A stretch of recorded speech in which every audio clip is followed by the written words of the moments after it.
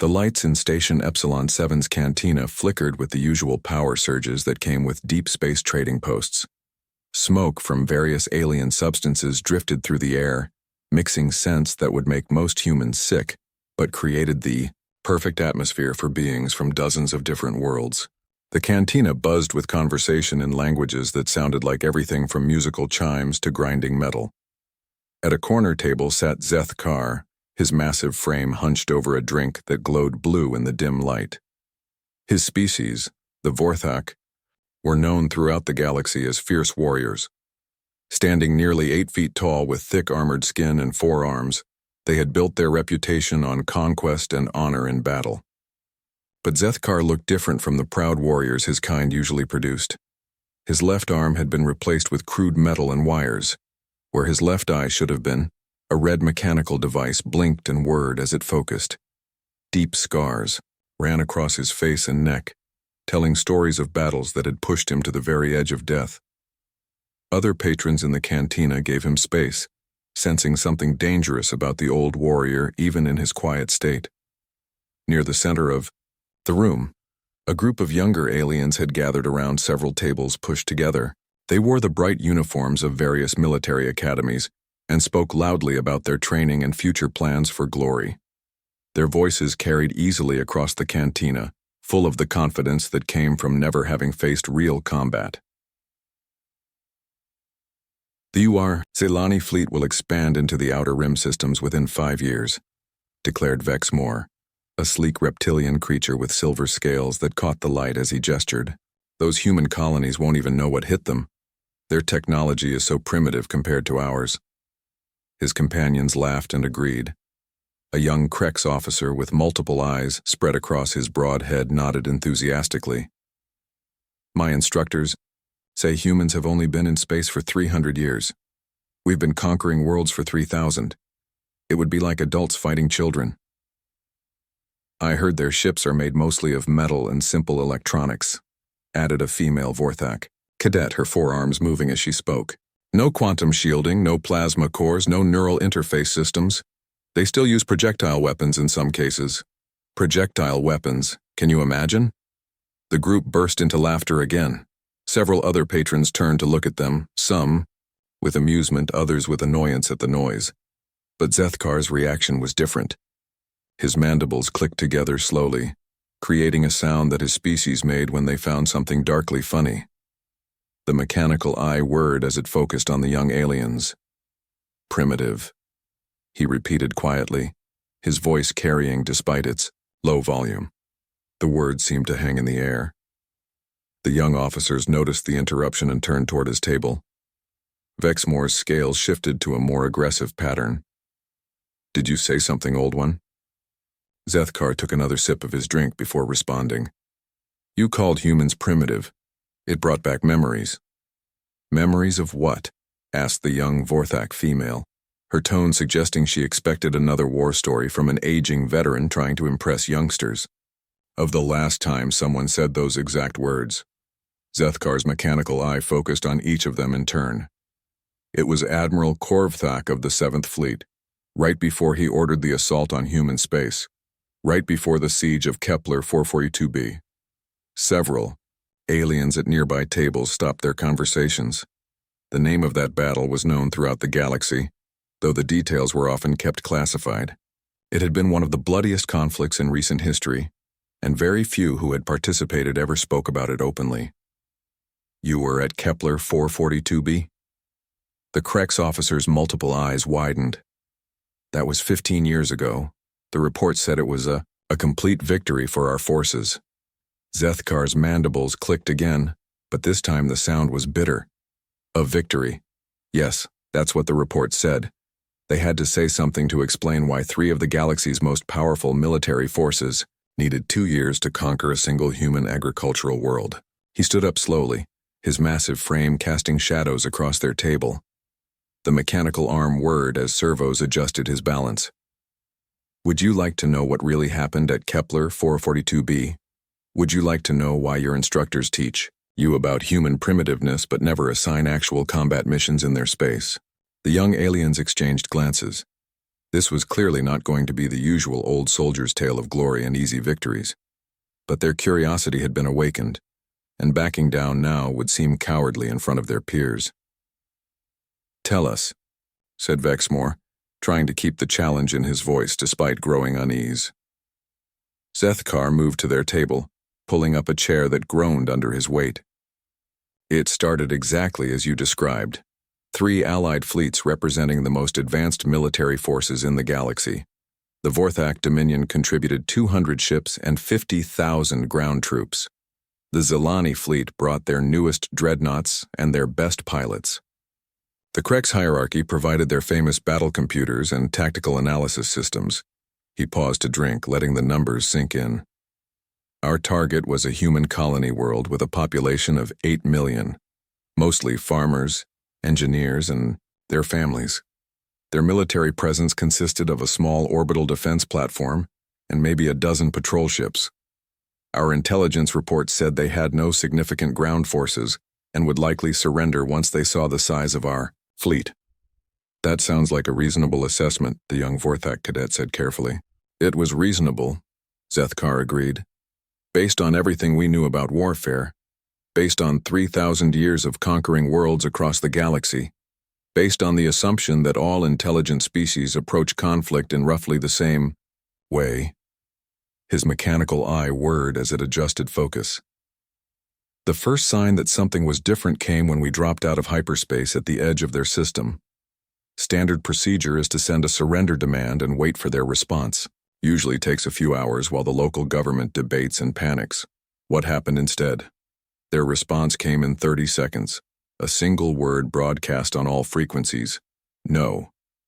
Zethkar's voice carried a mixture of respect and old fear.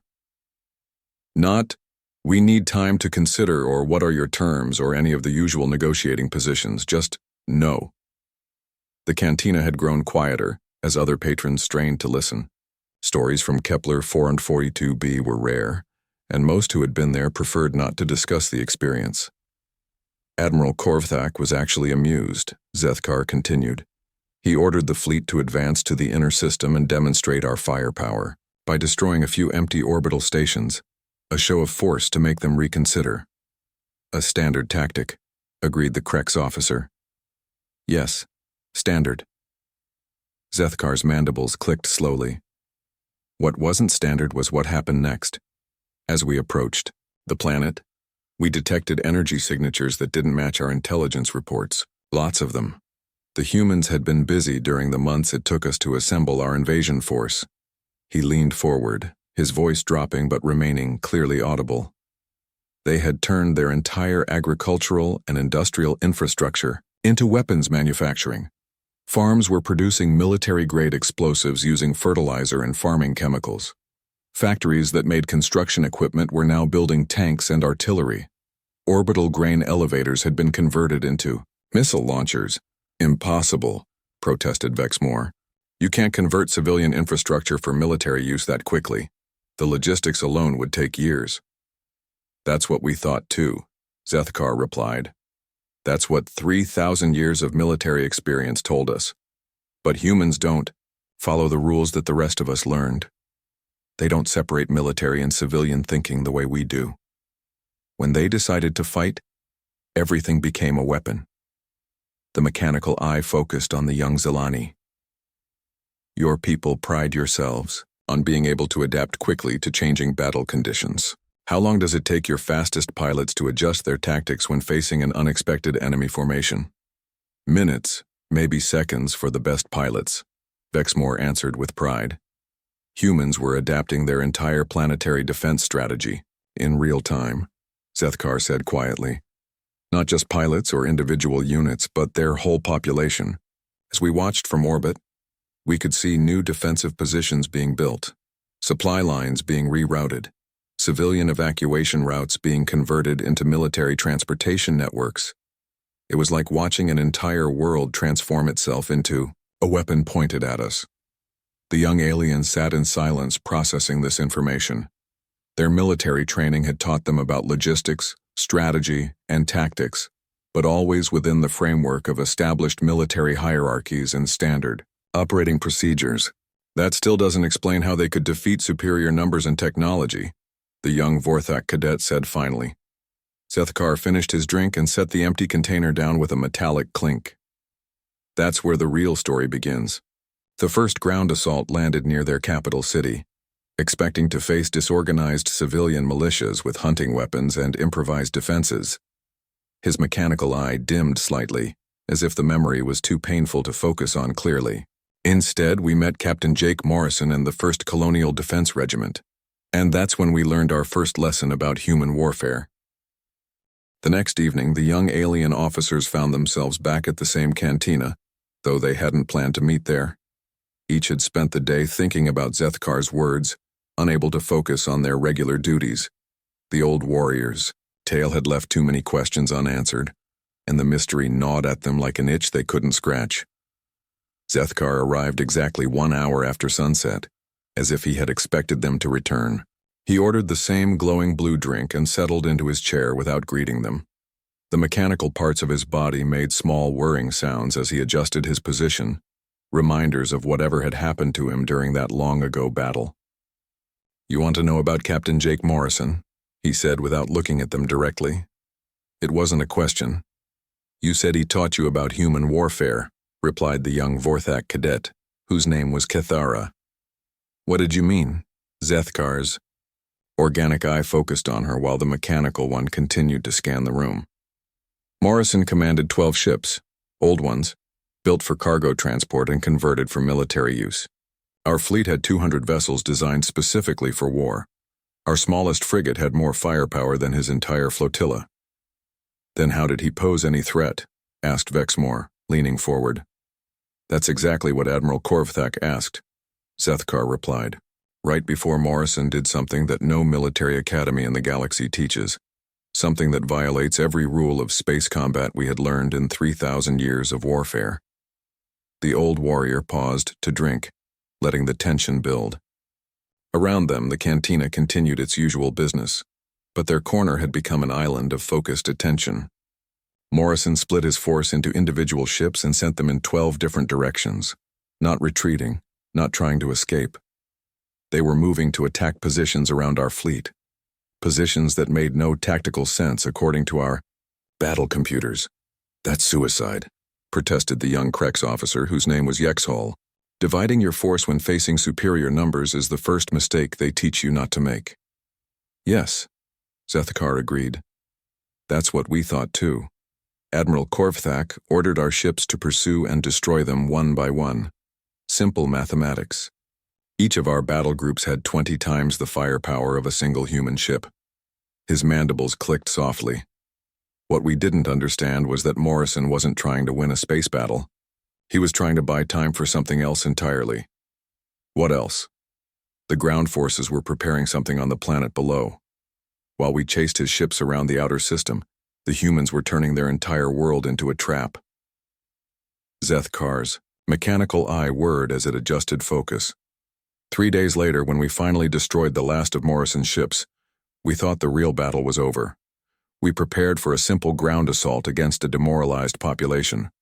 But it wasn't over, Kethara said quietly. "No, it was just beginning." Zethkar finished his drink and signaled for another. "I was part of the first ground assault wave. 5,000 Vorthak shock troops, the best our military had ever trained.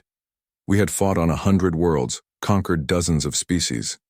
We expected to face farmers with hunting rifles and maybe a few police officers with small arms.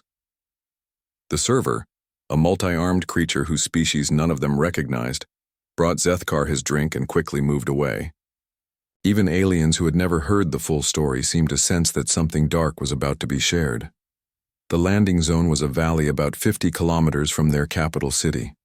Our intelligence said it was agricultural land, mostly grain, farms with some livestock. Perfect for establishing a forward base before advancing on the main population centers. "Sounds like standard procedure," Yexhol commented. It was. Everything went according to plan for the first 10 minutes. Zethkar's voice grew quieter, forcing them to lean in to hear clearly. We landed, established a perimeter, began unloading heavy equipment. The valley was quiet, peaceful even. Green fields stretching in every direction, a few farm buildings. In the distance, no sign of enemy forces. Then what happened? The ground exploded. The words hung in the air like a physical weight. Zethkar stared at his drink, the mechanical eye whirring constantly as if trying to process memories that still didn't make sense.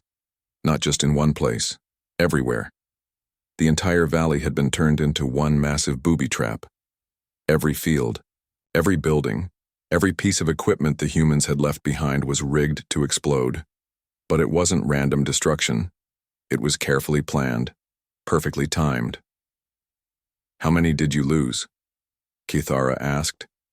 In the first hour? 3,000. Troops, most of our heavy equipment, all of our vehicles.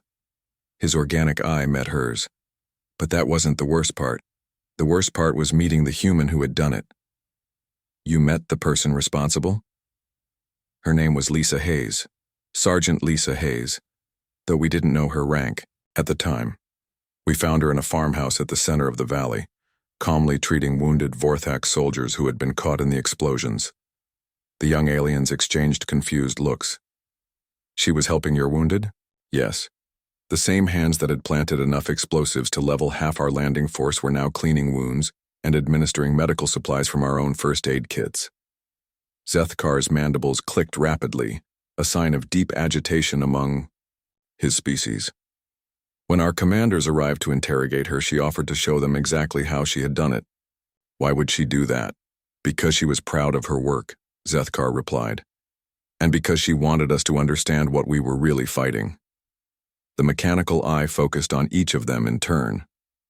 Hayes had been a combat engineer before the war, but also a farmer. She knew every centimeter of that valley, every drainage ditch and irrigation pipe, every storage building and equipment shed. When the invasion began, she had 6 weeks to prepare. 6 weeks to create that much destruction? Bexmore sounded skeptical. She didn't create anything new, Zethkar explained. She used what was already there. Fertilizer became high explosives. Irrigation systems became delivery mechanisms. Grain silos became fragmentation bombs. Every piece of farming equipment became a weapon. He paused to drink again, his movements showing the careful precision of someone who had learned to live with artificial parts. But the technology wasn't what made her dangerous. Any competent engineer could have done the same thing given enough time and resources. What made Hayes truly terrifying was her attitude. What do you mean? She treated warfare like a problem, to be solved, not a ritual to be performed. While we were following 3,000 years of military tradition, thinking about honor and proper tactics and rules of engagement, she was thinking about results, how to achieve maximum effect with minimum resources, how to turn every advantage we thought we had into a disadvantage. Zethkar's voice grew distant, as if he was seeing the past instead of the present. I watched her explain to General Thixvor, our ground commander, exactly how she had calculated the timing of each explosion, how she had studied our landing procedures from captured military manuals and predicted where we would place our equipment, how she had turned our own efficiency against us. What did the general say? Nothing. For the first time in his career, General Thixvor had nothing to say. He was a veteran of 50 campaigns, a master of ground warfare by any standard in the galaxy. But he was completely unprepared for an enemy who didn't follow the same rules he had spent his life learning.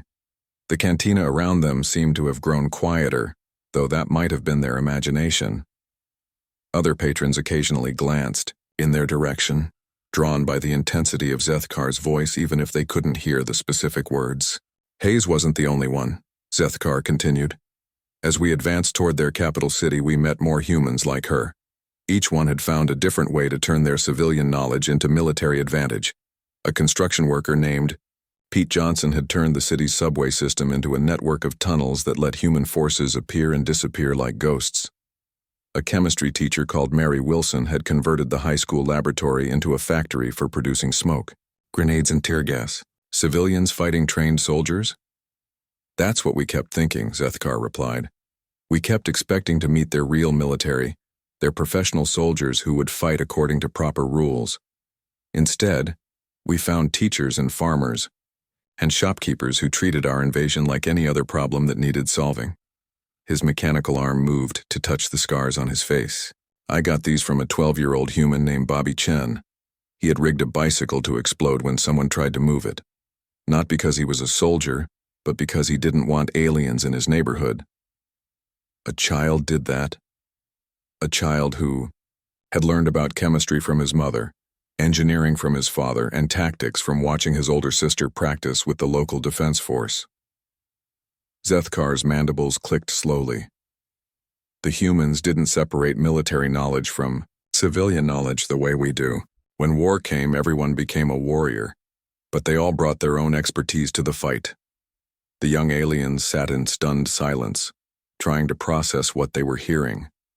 Everything they had learned about warfare, about the separation between soldiers and civilians, about the rules that governed civilized conflict, seemed to mean nothing when applied to humans. By the third night, word had spread through Station Epsilon 7 about the old Vorthak warrior telling war stories in the cantina.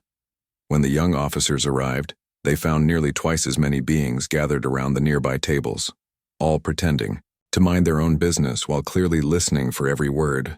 Even some of the station's senior staff had found reasons to visit the cantina during what had become known as story time. Zethkar seemed unbothered by the larger audience. If anything, he appeared more focused, as if the presence of other veterans in the crowd gave weight to his words.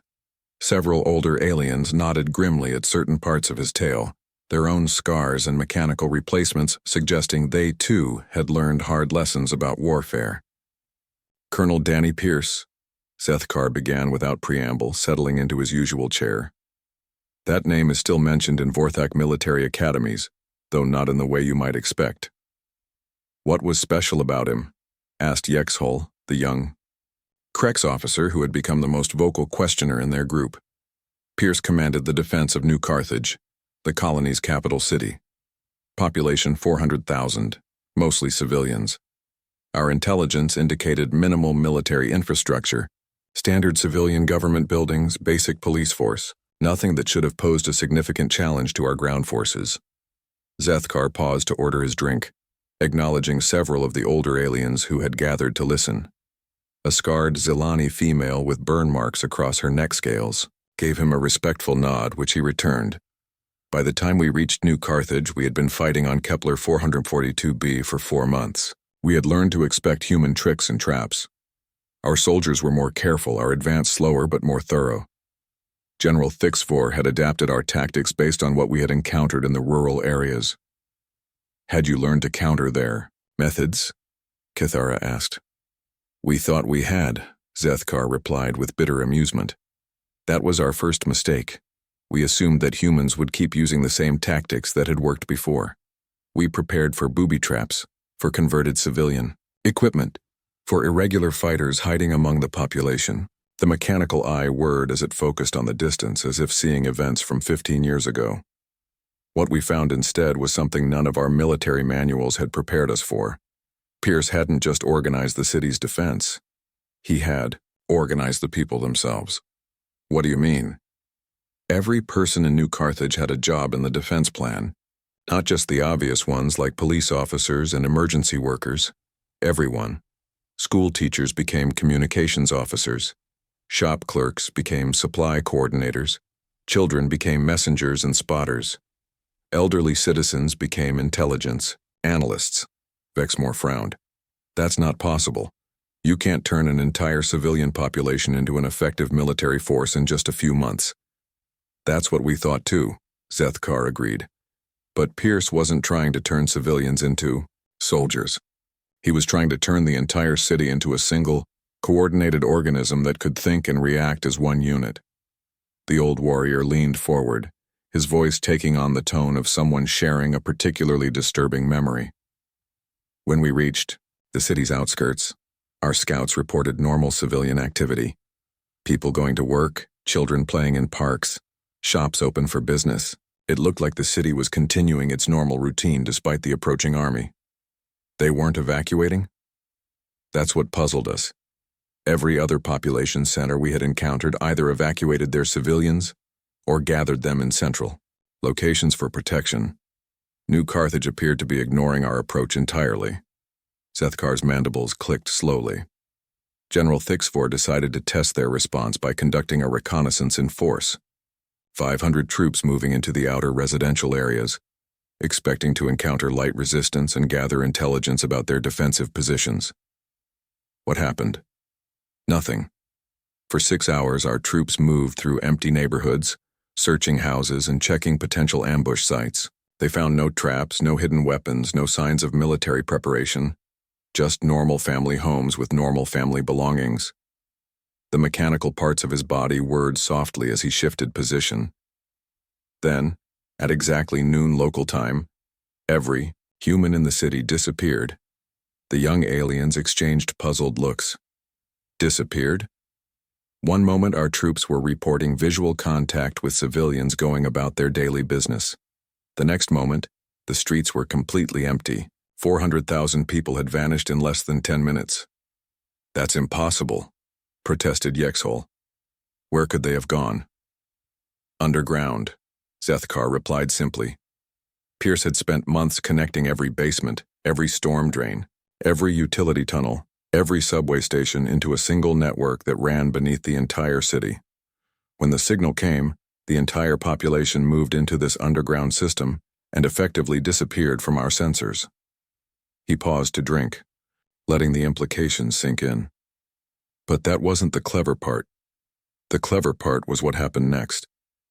Which was? Nothing continued to happen. For 3 days, our forces occupied a completely empty city.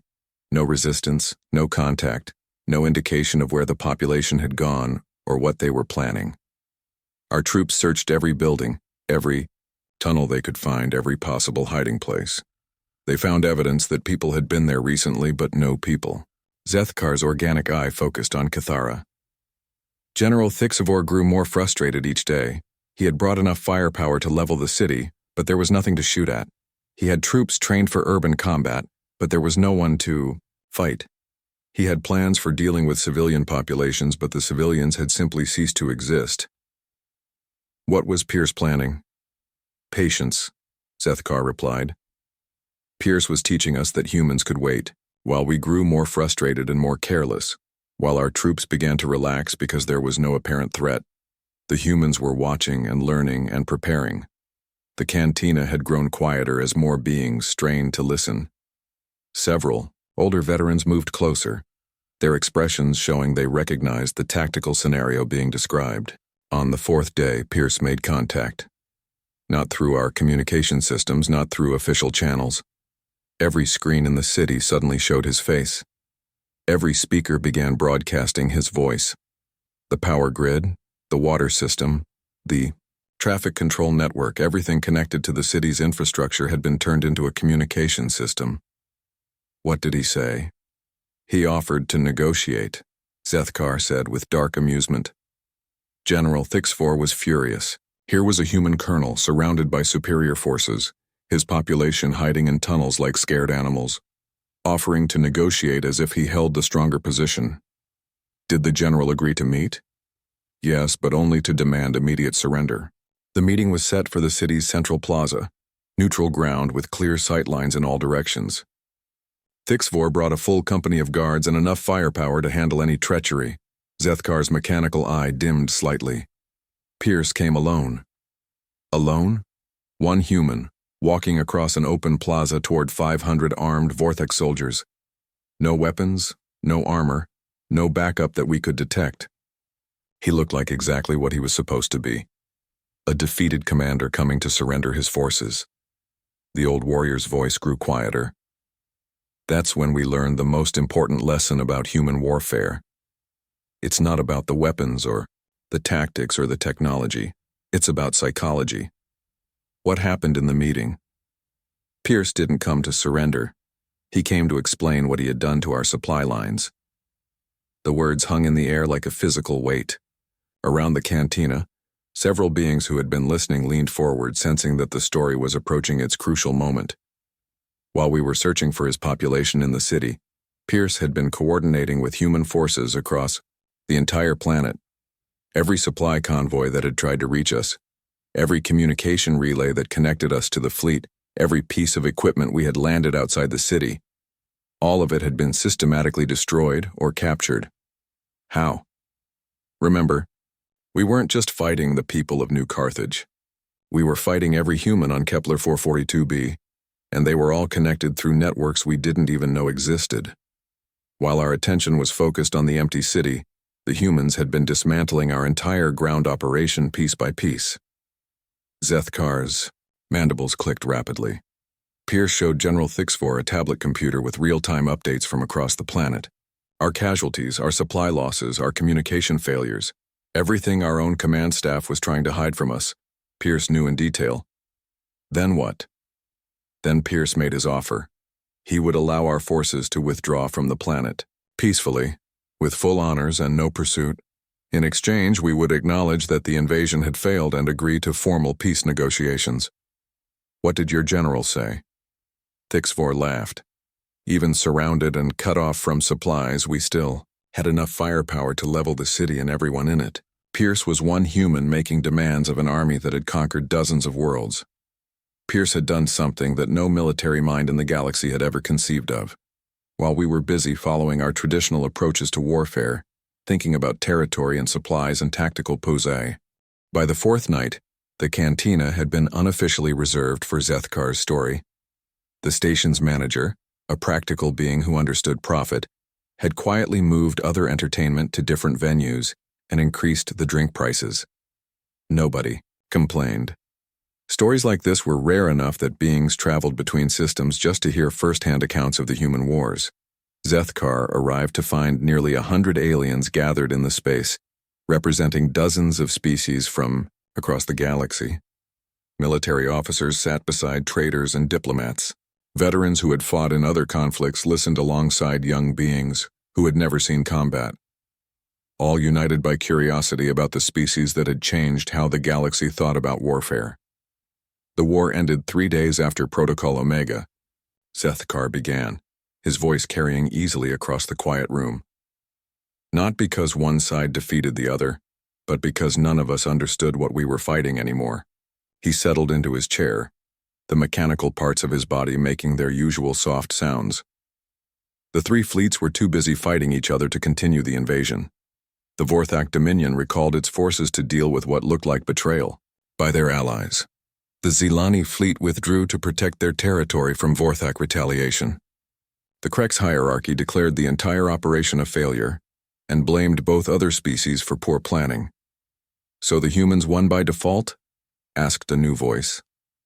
A middle-aged Krex female had joined the regular group of young officers, her multiple eyes showing the careful attention of someone with actual combat experience. That's what we told ourselves, Zethkar replied. It was easier than admitting the truth. Which was that we had been outfought by what we considered a primitive species. That our 3,000 years of military experience meant nothing against enemies who didn't follow the rules we had spent centuries perfecting. Zethkar's organic eye focused on the Krex female. You're Commander Hexara, aren't you? 3rd Battle Group, Krex Hierarchy. You were there. I was a junior tactical officer then, she confirmed. I've spent the last 15 years trying to understand what went wrong. Then you know what I'm about to tell them, Zethkar said with grim recognition. About the real cost of fighting humans. He turned back to address the entire room. The immediate casualties were manageable. Each fleet lost perhaps 10% of its ships during the confusion of Protocol Omega. Repairs could be made. Equipment could be replaced. What couldn't be fixed was the damage to our understanding of warfare itself. How do you mean? Asked Vexmore, who had become quieter with each night's revelations. Every military doctrine we had developed was based on certain assumptions that enemies would behave rationally according to their best interests, that civilian and military functions were separate, that superior technology and numbers would eventually triumph, that warfare followed predictable patterns that could be studied and countered. Zethkar's mandibles clicked slowly. Humans broke every one of those assumptions. But you still had superior forces, protested Cathara. Even after the fleet separated, each one alone was still larger than anything humans could field. True, Zethkar agreed, but size doesn't matter when you're afraid to use your forces.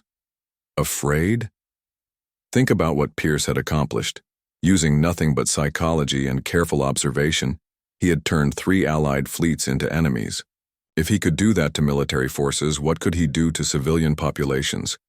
To trade networks? To diplomatic relationships that had taken centuries to build? The mechanical eye whirred as it scanned the crowd. The war officially ended, with a peace treaty signed on neutral ground, very formal, very proper, with all the traditional diplomatic language. But the real negotiation happened during a prisoner exchange. What prisoner exchange? I was captured during the final assault on New Carthage, Zethkar explained matter-of-factly, along with about 200 other soldiers from all 3 fleets. We expected to be held in standard military detention until the end of hostilities. That's not what happened? The humans didn't have standard military detention facilities. They had farming communities, manufacturing centers, research stations, all converted for wartime use but still fundamentally civilian in nature. So they did what humans do. They improvised. Zethkar's voice grew quieter, forcing everyone to lean in. We were housed in a converted agricultural college about 50 kilometers from New Carthage. The buildings had been dormitories for students learning farming techniques. The classrooms were still set up for lectures about crop rotation and soil management. How were you treated?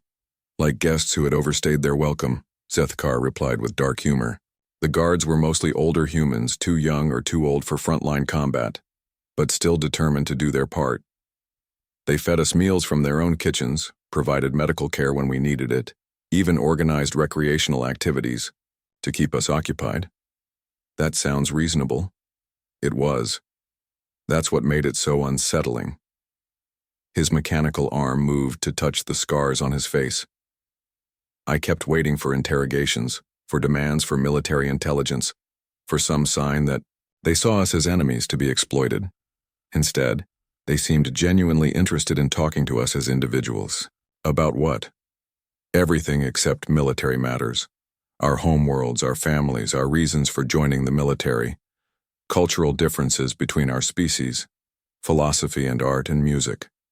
One guard, an elderly human named Ben Cooper, spent hours teaching prisoners from different species how to play something called chess. Zethkar paused, his expression showing the confusion that still lingered 15 years later. Cooper had lost his left leg during the orbital bombardment phase of the invasion. His grandson had been killed in one of the early ground assaults. By every standard of warfare I understood, he should have hated us personally. But he didn't. He treated us like house guests he was trying to entertain. He showed us pictures of his family, told us stories about human history, asked thoughtful questions about our own cultures. He seemed genuinely curious about what made us different from humans. The cantina had grown so quiet that the hum of life support systems seemed loud. Everyone present was trying to process the idea of enemies treating each other with such casual courtesy. One day I asked him why. Zethkar continued. Why show kindness to beings who had invaded his world and killed his family? His answer haunts me still. What did he say? He said, we don't fight because we hate what's in front of us. We fight because we love what's behind us.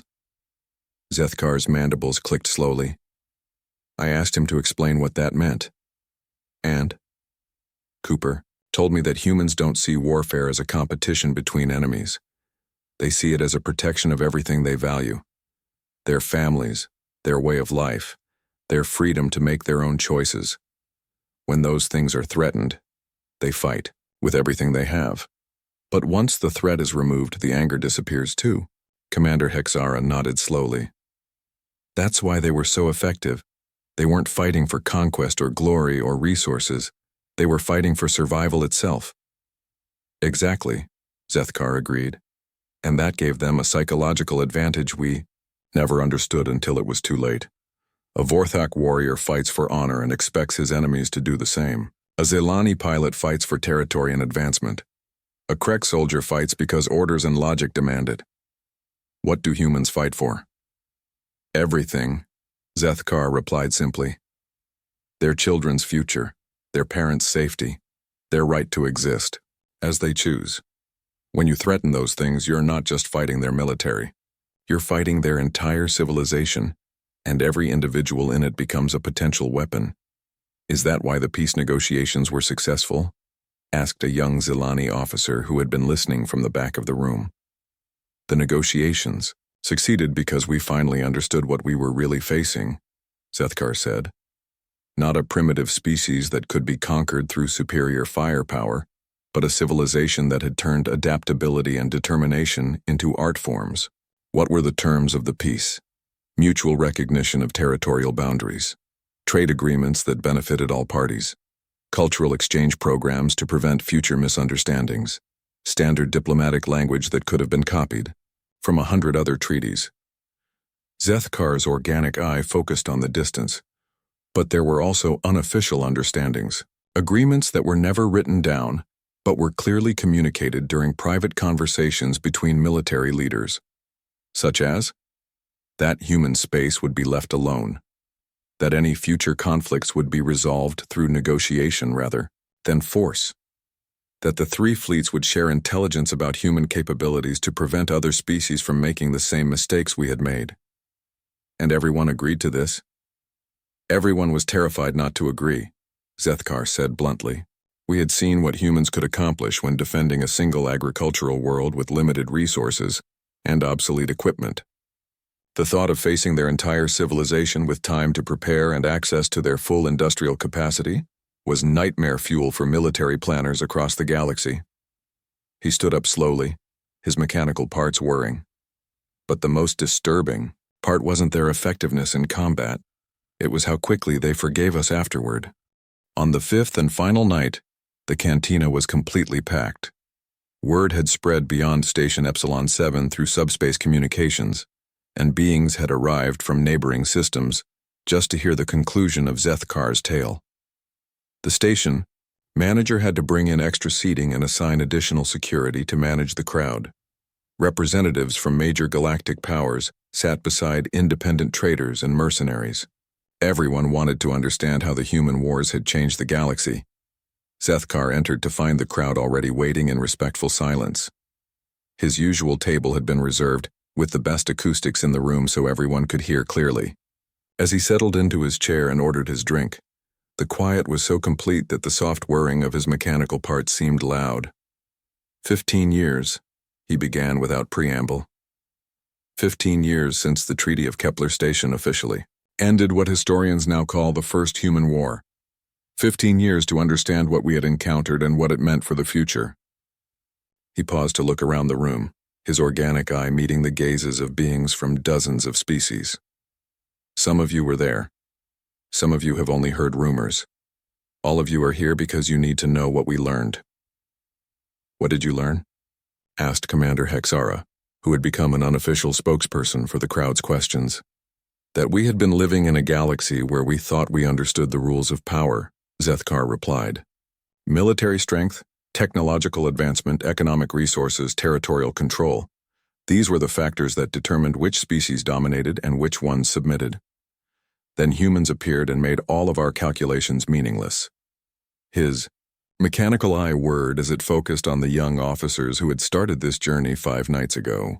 They looked older somehow, their confidence replaced by thoughtful uncertainty. 6 months ago, I attended the Galactic Security Conference on Arcturus Prime, Zethkar continued. Representatives from every major power discussing trade disputes, territorial boundaries, and resource allocation. Standard diplomatic business that has gone on for centuries. What made this conference different? Asked Vexmore, whose aggressive scales had remained neutral-colored throughout the week's revelations. The human representative, Zethkar said, simply. Ambassador Clare Stevens. The same Stevens from the war? The same Stevens who had been Colonel Stevens during the defense of Kepler 442b. The officer who designed the strategy that cost us thousands of lives and ultimately forced us to the negotiating table. His mandibles clicked slowly. She was sitting across from beings whose soldiers she had killed, whose fleets she had helped defeat, whose military doctrines she had proven obsolete. How did the other representatives react? With the kind of respect usually reserved for natural disasters, Zethkar replied with dark humor. Stevens wasn't just a diplomat. She was a living reminder of what humans could accomplish when pressed to their limits. He took a sip of his drink, the pause allowing the tension to build. The conference was supposed to address the Rigel sector, dispute between the Vorthak Dominion and the Zelani Federation. Both sides had been positioning fleets and making threats for months. War seemed inevitable. What was the human position on the dispute? That's what made Stephen so dangerous, Zethkar explained. She didn't take a position.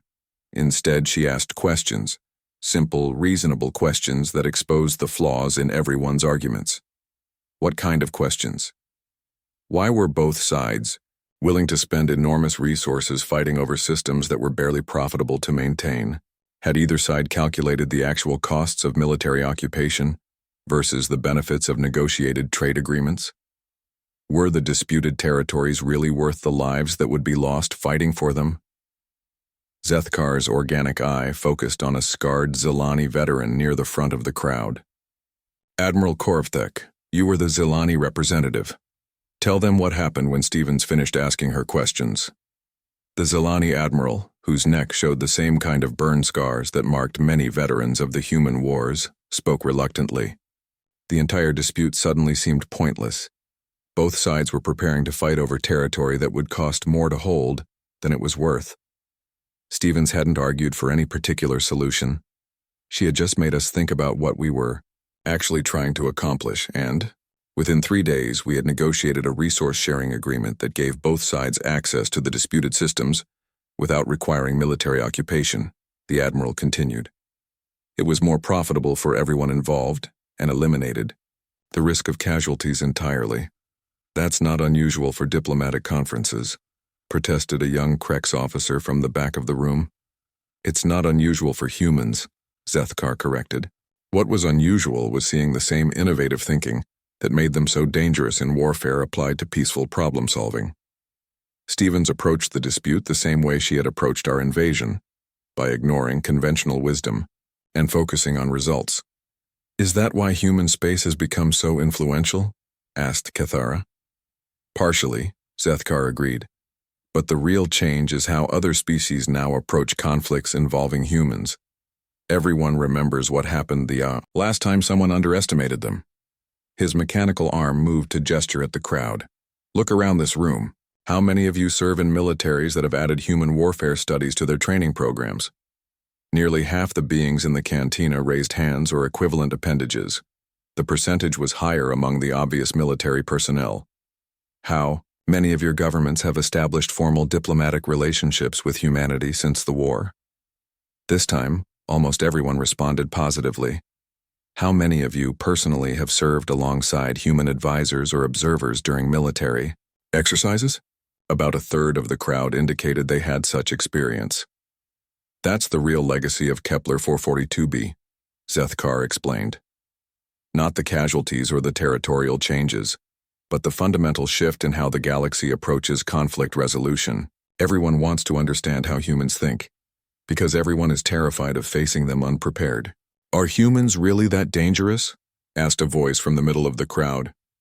That's the wrong question, Zethkar replied. The right question is, are humans really that different from what we thought we understood about warfare?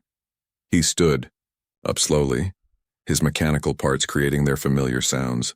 During the war, we kept expecting humans to behave like other species we had conquered. When they didn't, we assumed they were unpredictable or irrational. What we eventually realized was that humans weren't breaking the rules of warfare. They were following completely different rules that we had never encountered before. What rules? That every problem has a solution if you're willing to think creatively enough to find it. That conventional approaches are just starting points, not limitations. That the resources available to you include everything around you, not just the equipment designated for military use. His organic eye swept across the crowd. That the most important weapon in any conflict is the space between your ears. Is that why military academies now require human psychology courses? Partly, Zethkar confirmed, but also because we finally understood that humans don't separate military thinking from civilian thinking the way other species do. A human farmer thinks about crop rotation in the same systematic way that a human general thinks about troop deployment. A human engineer approaches building design with the same innovative mindset that a human tactician uses for battle planning.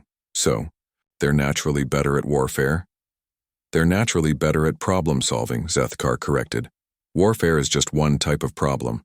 But when humans decide to solve the problem of military conflict, they bring the same creativity and determination that they use for everything else. Commander Hexara spoke up again. That's what makes them so valuable as allies, isn't it? The same qualities that made them dangerous enemies make them powerful friends. Exactly, Zethkar agreed.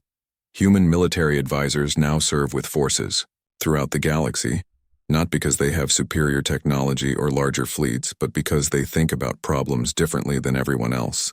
What's the current status of human military capabilities? Asked Admiral Korvthek. That's the most frightening part of this story, Zethkar replied, his voice growing serious. During the war, we faced a small portion of humanity defending their homes with limited resources and obsolete equipment. We never encountered their main military forces operating at full capacity with unlimited resources and time to prepare. The cantina became completely silent. This was the revelation many had come to hear. Current intelligence estimates suggest that the forces we fought on Kepler 442b represented less than 1% of humanity's actual military potential. Zethkar continued. The humans we faced were farmers and teachers and shopkeepers with basic training and improvised weapons. Their professional military never fully engaged, their industrial capacity was never fully mobilized, their research institutions never focused entirely on weapons development. How much stronger could they be? Someone asked in a hushed voice. We don't know, Zethkar admitted. And that uncertainty is what keeps peace in the galaxy. Every major power has reached the same conclusion. Humans are too dangerous to fight and too valuable to antagonize.